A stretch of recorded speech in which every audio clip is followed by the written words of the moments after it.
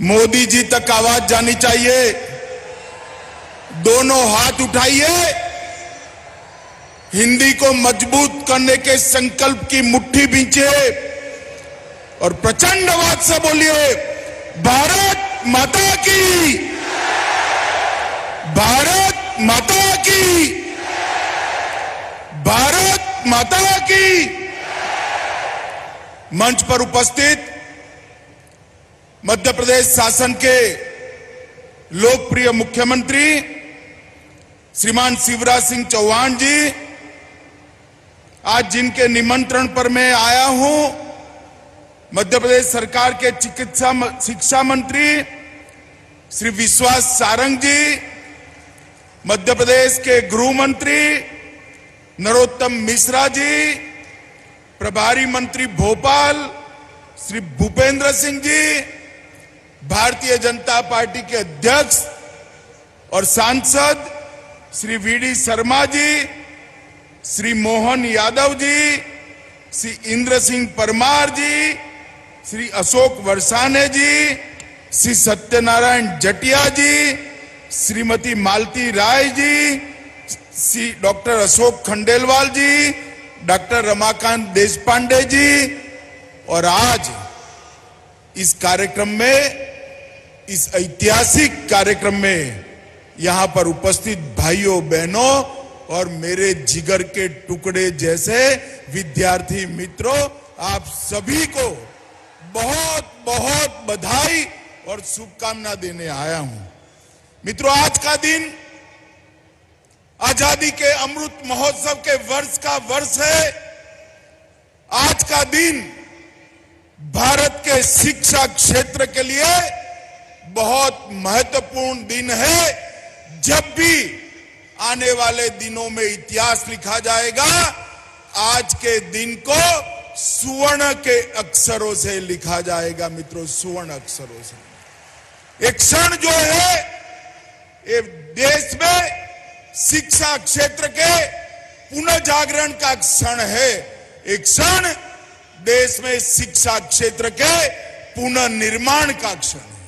मैं देश के प्रधानमंत्री श्री नरेंद्र मोदी जी को बहुत बहुत धन्यवाद देश भर के विद्यार्थियों की ओर से देता हूं कि नई शिक्षा नीति में उन्होंने प्राथमिक शिक्षा में और टेक्निकल और मेडिकल एजुकेशन में बच्चे की मातृभाषा को अहमियत देकर बहुत बड़ा एक ऐतिहासिक निर्णय किया है। मोदी जी ने हिंदी, तमिल, तेलुगु, मलयाली, गुजराती, बंगाली, ये सभी भाषाओं में मेडिकल और इंजीनियरिंग की शिक्षा उपलब्ध कराने का जो आह्वान किया, मुझे आज गर्व होता है कि भारतीय जनता पार्टी की शिवराज सिंह सरकार ने देश में सबसे पहले मेडिकल की शिक्षा हिंदी में शुरू कर मोदी जी की इच्छा की पूर्ति की है। मित्रों, ये नई शुरुआत, आज मेडिकल की पढ़ाई हिंदी में शुरू हो रही है। कुछ समय में इंजीनियरिंग की पढ़ाई भी हिंदी में शुरू होगी और देश भर में 8 भाषाओं में इंजीनियरिंग के अभ्यासक्रम का अनुवाद शुरू हो चुका है। कुछ ही समय में देश के सारे विद्यार्थी अपनी मातृभाषा में टेक्निकल और मेडिकल एजुकेशन लेने की शुरुआत करेंगे। मित्रों, आज मैं यहां पर जो लोग मेडिकल इंजीनियरिंग में मातृभाषा में शिक्षा, हिंदी में शिक्षा के समर्थक है, उनको कहना चाहता हूं कि आज का दिन इसलिए महत्वपूर्ण है कि आज से टेक्निकल एजुकेशन और मेडिकल एजुकेशन में हमारे बच्चों को, हमारे विद्यार्थियों को अपनी भाषा में शिक्षा तो मिलेगी ही, इसके साथ साथ आगे बढ़कर R&D की व्यवस्था भी अपनी ही भाषा में करने की दिशा में भारतीय जनता पार्टी की सरकारें आगे बढ़ेगी। मित्रों, जब मध्य प्रदेश में चुनाव हो रहा था, घोषणा पत्र के अंदर एक जिक्र था कि हम मेडिकल और इंजीनियरिंग की पढ़ाई हिंदी में करेंगे। और फिर जब शिवराज जी की सरकार बनी, मोदी जी की नई शिक्षा नीति को सबसे पहले अच्छे ढंग से मध्य प्रदेश ने जमीन पर उतारा है और आज ये नई शुरुआत हो रही है। मित्रों, इसके लिए हिंदी प्रकोष्ठ का गठन किया गया। माई गव पोर्टल पर, सोशल नेटवर्किंग साइट पर एक सर्वे भी किया गया और बहुत मेहनत के साथ आज यहां पर उसका अनुवाद होकर सारे अभ्यासक्रम की पुस्तकों को रिलीज किया गया है। मित्रों, जो विद्यार्थी मेरे सामने हैं, उनको मैं कहना चाहता हूं कि सोचने की प्रक्रिया, किसी भी इंसान की सोचने की प्रक्रिया अपने मां की भाषा में ही होती है, अपनी मातृभाषा में ही होती है। इसलिए अफ्रीका के महान नेता नेल्सन मंडेला ने कहा था, यदि आप किसी व्यक्ति से उस भाषा में बात करते हो जिसको वो समझता है, तो वो उसके दिमाग में जाती है। मतलब अंग्रेजी आती है, कोई हमें अंग्रेजी में बात करेगा तो हमारे दिमाग में जाएगी। अगर आप उसकी भाषा में, मातृभाषा में बात करते हो, तो वो बात उसके दिल के अंदर पहुंच जाती है। इसीलिए दुनिया भर ने, शिक्षाविदों ने मातृभाषा में शिक्षा पर बड़ा महत्व दिया था, क्योंकि सोचने की प्रक्रिया, संशोधन की प्रक्रिया, अनुसंधान की प्रक्रिया, तर्क की प्रक्रिया, विश्लेषण की प्रक्रिया और निर्णय पर पहुंचने की प्रक्रिया हमारा मन हमारी मातृभाषा में ही करता है। अगर पढ़ाई लिखाई और अनुसंधान मातृभाषा में हो तो मुझे पूरा भरोसा है भारत के विद्यार्थी विश्व के किसी भी विद्यार्थी से कम नहीं है। समग्र विश्व में वो अनुसंधान के क्षेत्र में भी भारत का डंका बजाकर लाएंगे। मित्रों, दादा भाई नवरोज जी ने 19वीं सदी में ड्रेन ऑफ वेल्थ की थियरी रखी थी।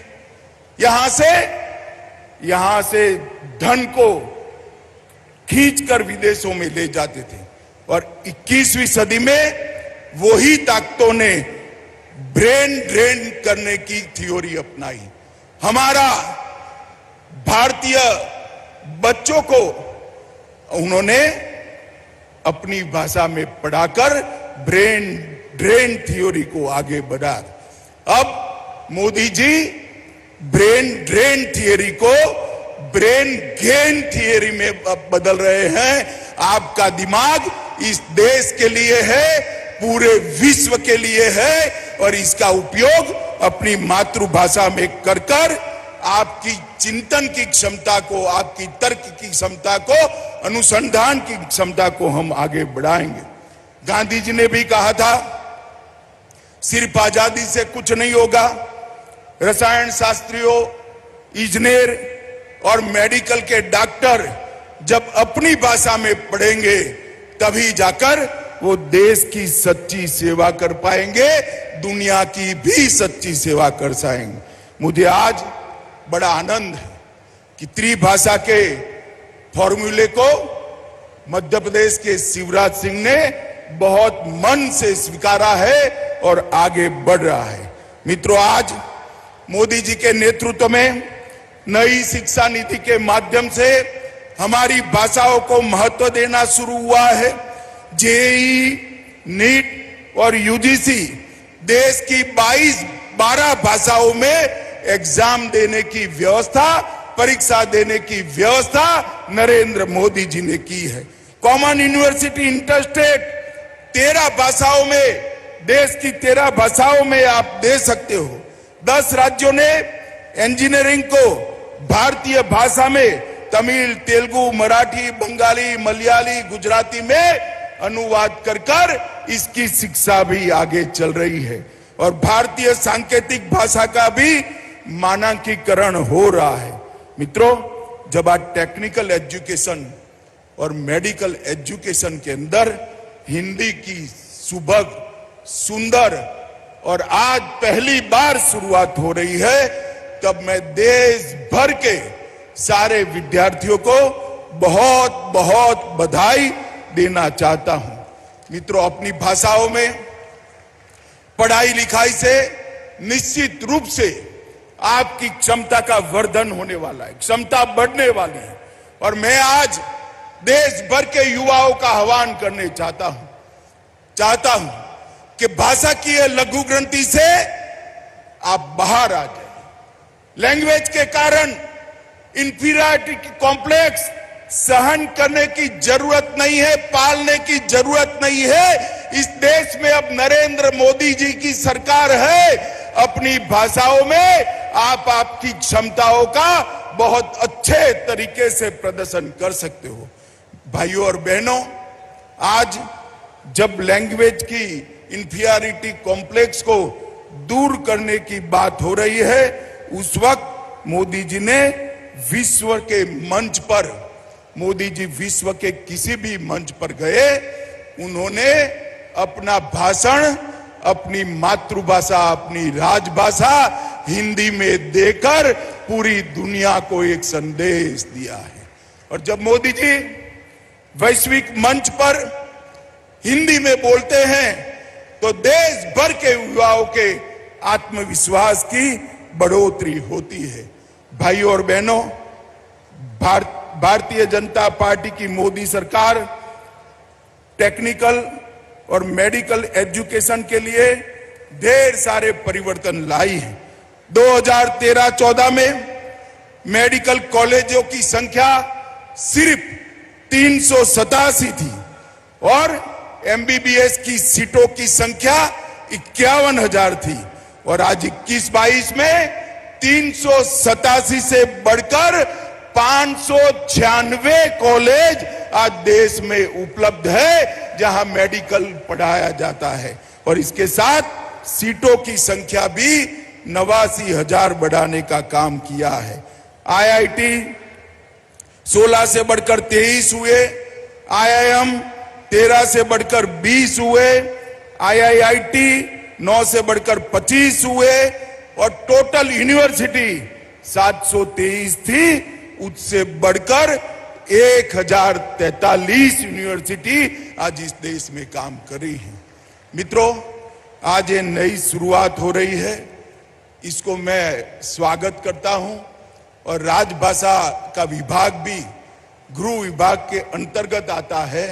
मैं शिवराज जी को बहुत बहुत बधाई, सारंग जी को बहुत बहुत साधुवाद देना चाहता हूं कि आपने ये शुरुआत की है और मोदी जी ने जो नई शिक्षा नीति लेकर आए हैं, हमारी भाषाओं के गौरव को प्रस्थापित करने के लिए और हमारी भाषा में ही टेक्निकल, मेडिकल और कानून की पढ़ाई हो, इस प्रकार की व्यवस्था पूरे देश में खड़ी करने का जो संकल्प उन्होंने लिया है, मुझे विश्वास है कि पूरे देश में इससे एक बार क्षमता की क्रांति आने वाली है।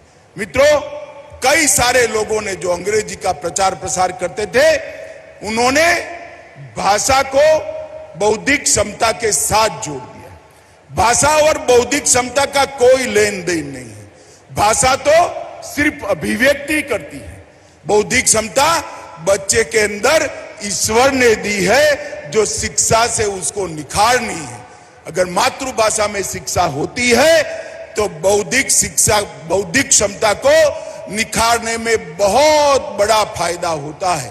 आज मध्य प्रदेश के ढेर सारे विद्यार्थियों को अपनी भाषा में मेडिकल और 6 माह बाद अपनी भाषा में पॉलिटेक्निक और इंजीनियरिंग की पढ़ाई लिखाई करने का मौका मिलेगा।